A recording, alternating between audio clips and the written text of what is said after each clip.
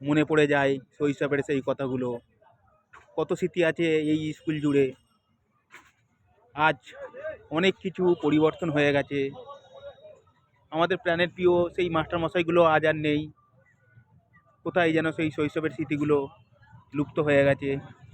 আজ মাঠটাকেও ঘিরে দিয়েছে একটা টাইম, ওখান দিয়ে ওই পাঁচিলটা ছিল না, পুরো ব্যাপারটাই যেন মুক্ত ব্যাপার ছিল, সেই ব্যাপারগুলো আজ আর নেই।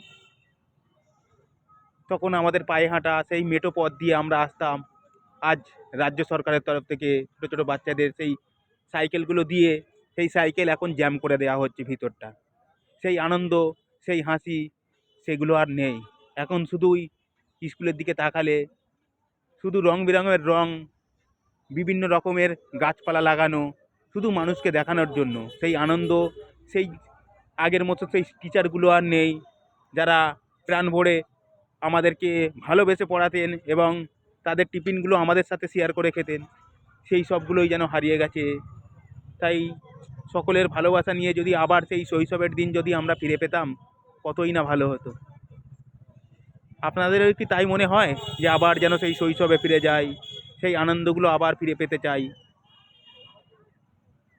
সেই খেলার মাঠ, সেখানে কত স্মৃতি লুকিয়ে আছে খেলার মাঠে। দৌড়ে সবার আগে ফার্স্ট হতাম, ফুটবল খেলায়ও তাই। কোথায় হারিয়ে গেছে সেই সোনালি দিন, আজ আর নেই।